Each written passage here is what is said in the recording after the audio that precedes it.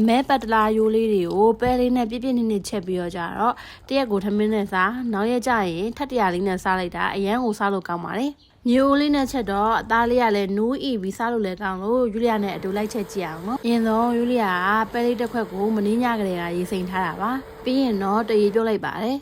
မီလေးလေးတက်နေပြီဆိုတော့ကြတော့အိုးတင်လိုက်ပါတော့မယ်နော်ပြီးရင်တော့ယူလီယာကအရသာနေပြီးတော့နတ်ထားတဲ့အမဲရိုးလေးတွေကိုထည့်ပါမယ်ပြီးတော့ဂျင်းနဲ့ချက်သွမျိုးထည့်ပြီးတော့ကြတော့အရင်ဆုံးသူ့ထဲမှာပါတဲ့ရေထွက်အောင်လုပ်ပါမယ်နော်မျိုးနဲ့ချက်တာကောင်းတာတခုတော့လေအောက်ကမှလည်းမစိုးရအောင်ပေါ့နော်သူကအပူကိုဖြည်းဖြည်းကူးပြီးတော့ကြတော့ကြထိမ့်ထိုင်နေဆွဲရင်ရှိလို့ပါပြီးတော့စပလင်လေးထူထောင်ပြီးတော့ခွေပြီးတော့ထည့်လိုက်ပါမယ်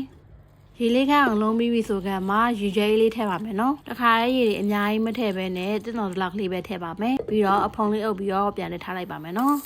ပိုးလေးတက်ထားတော့မှာပဲယူလီယာကတခြားအိုးတစ်ခုမှာစီတက်ပါမယ်ကျက်သွန်မျိုးရဲ့ဂျင်းရဲ့စီတက်မှာပါဒီရင်ချက်ရတာဒီလိုမျိုးအစစ်စစ်နဲ့လက်ဝင်နဲ့ထရပေးမယ်လေ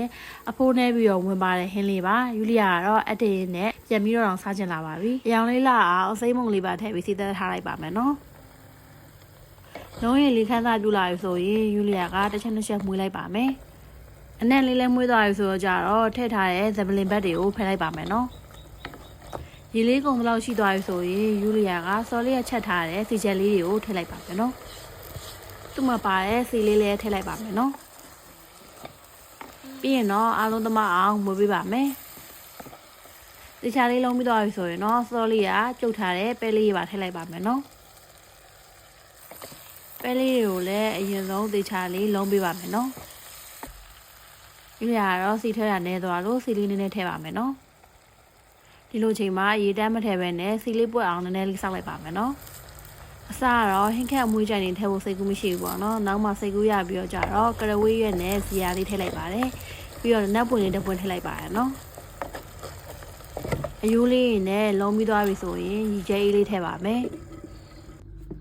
ဖောင်းလေးအုပ်ပြီးတော့ကြတော့တအားလောက်ကြရင်ယူလီယာကအရသာလေးထည့်လိုက်ပါမယ်စားနေနဲ့ဟင်းခက်မုံနဲ့ထည့်ပါမယ်ဒီနေရာမှာအရသာတွေအများကြီးမထည့်နဲ့ပေါ့နော်အမဲသားပဲရောကအချိုးတက်တွေပါပေးတာမလို့ပါပြီးရင်တော့ရေကျဲအေးလေးထည့်လိုက်ပါမယ်နော်